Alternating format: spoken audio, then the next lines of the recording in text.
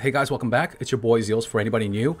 Today we're going to talk about elements and reactions, as well as maybe gearing, what elemental mastery does, and put all this data together to have a direction, have an idea where we want to go when it comes to building our own team with the resources, the characters, the weapons, and the artifacts that we have. So this is going to be part 3 of that series. We're going to go a little bit deeper today with the reactions, the math, the charts provided by some legends in China as well. So before you have any questions, and leave them down in the comment section, please listen to what I have to say. I'll give some examples. I cannot incorporate every character and every team into this, but I think sharing this information that is highly regarded in the Chinese server being shared more openly to the global audience is something that the CM players have been pushing me to do, to share this information. If you already knew about this, then that's great, but mostly people don't know, as I have seen from my streams. Now, before we talk about the characters, we're going to leave all of that out for now, okay? Just set it aside.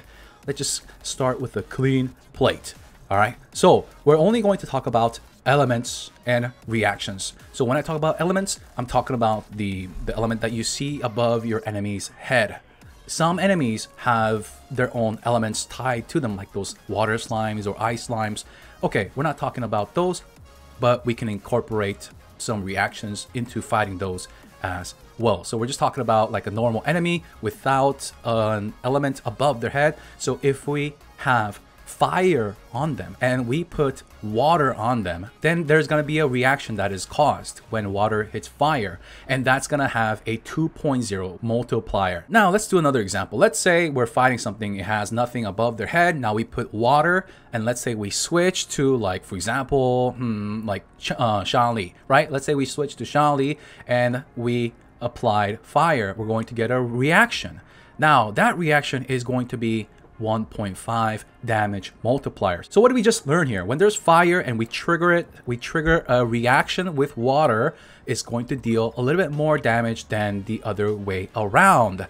Now both these scenarios are going to trigger a damage multiplier, so they're good to use. Now let's quickly move on to the next one, which is fire and ice. And just like real life, yeah, when we have an enemy without any elemental debuff, when we apply ice first and then we switch into fire and trigger a reaction, it's gonna be 2.0 damage multiplier. All right, so what about the next one? Let's say we're fighting an enemy, we apply fire first with Shanli, and let's say we switched to Cheng Yun and we cause a reaction. This reaction is called melt. When we apply ice first and then react it, trigger it with fire, we're going to deal more damage. That's the TLDR.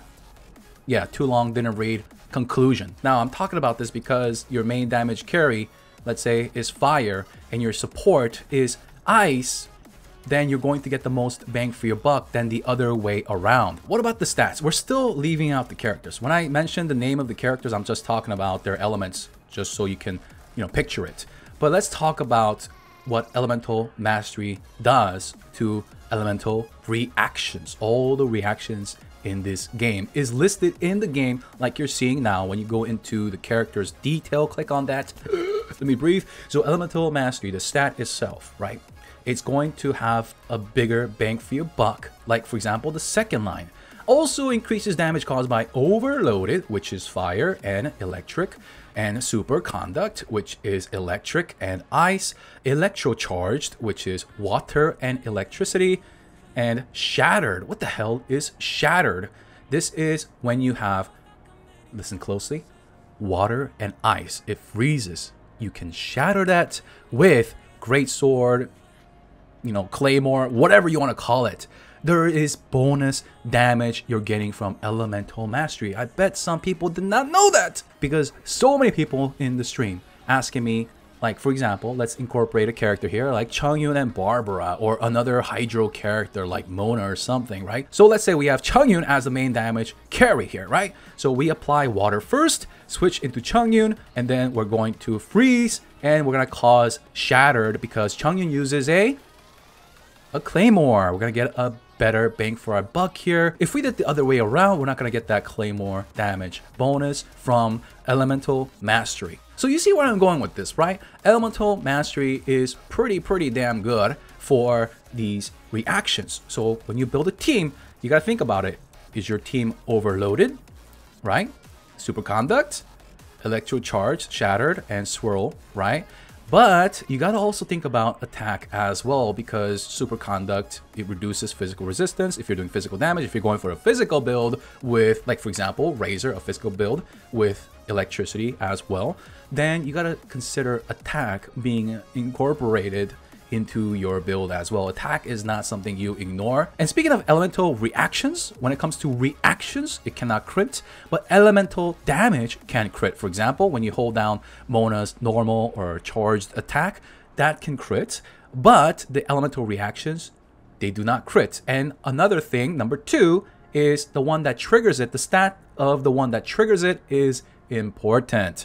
So once again, if we have a water hydro character like Barbara, and then we put water, and then we switch to Changyun, Changyun's elemental mastery is going to be more important, not only for shattered, of course, but for the elemental reaction damage. Actually, that is shattered, right? Yeah, that's the elemental reaction damage. Next, let's look at the first line here.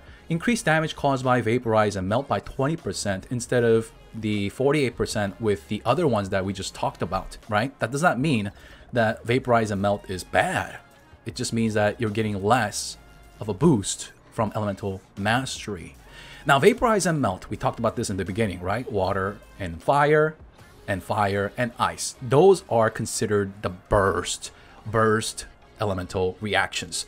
Now, the ones that we talked about earlier, like overloaded, superconduct, we're talking about consistent DPS over time and AoE.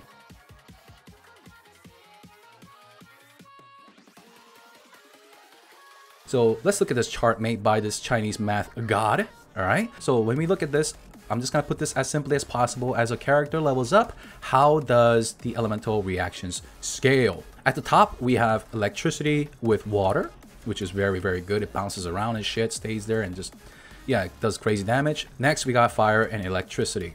Next, we have shattered, which is, yeah, freezing it and then breaking it with a claymore. Next, we have swirl, which is an emo with other elements except geo. And the last one, we have superconduct. So how can we even use this, right? If I just show you this and don't explain how to use it, then there's no point of this video. So people ask me, what should I use Shanli with? Shanli, well, you can go with the burst route, right? With fire and ice. Or you can go with overloaded, like you see, fire with electricity. You're getting a pretty decent return, as you can see. And this is not, of course, including like dodging shit or CC or needing heals. But if you have like 2 fire users and 2 Nemo users, a little quick switch that you can do to increase your damage other than leveling up your gear and character is switch out an Nemo user and then incorporate an electric user and create the overloaded effect, the reaction, which is fire and electricity. And as we already knew from the game, just reading it, the graph also reflects what we're reading in the game, meaning that overloaded superconduct, electrocharged, shattered, and swirl is at the top. So elemental mastery benefits this the most, right? Just like it says in the game, but you're seeing the actual math here, the graph. And the second part is the geo shield. And the last one is vaporize and melt.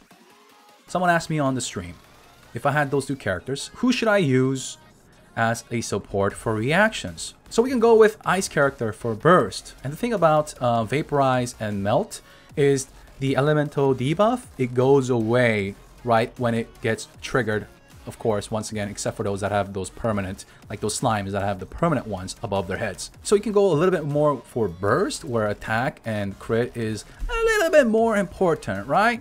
Elemental mastery is still good, but like extra pyro damage is good, as well as, yeah, like attack, crit damage, that is important as well for that route, for burst route. But you can also go, if you don't have access to, let's say like Chi-Chi or something, you cannot fit a Chi-Chi in there, then you can go with electricity for overloaded, where elemental mastery will be a little bit more helpful. See, you see that how elemental mastery, when it comes to ice and fire, not as effective, but when you go with fire and electric, then you're going to get more bang for your buck. So hopefully that makes you think a little bit more about your team composition. Once you have your main damage carry picked, what reactions you want to go with, and what stats you want to go with, as well as the gameplay. For example, once again, if you're going to go with Shanli or Dialect Burst, then pairing with Ice is nice. That just kind of rhymed. and you don't want to put too much into elemental mastery. But once we switch into overloaded, which is fire and electricity, let's say you have Fischl in there, then elemental mastery starts having a great bang for your buck. That's what I'm trying to say here. So just think about that, right? When it comes to even picking your weapons, this video will help you. Look at that, the effect. This is pretty good weapon for overloaded, but also pretty decent for melt. Your team is not just one team for everything. Like for now, like people who watch my stream, I have a team for just leveling, just getting out in the world and discovering things fast. So just think about all these things. Don't pigeonhole yourself into one thing. There's no one answer. Hey, tier list that go do that. No. Think about these things and make lots of combinations. You can make a lot of things work. That is the point of this video. There is no one answer to everything. I'm out, your boy Zeals. Peace.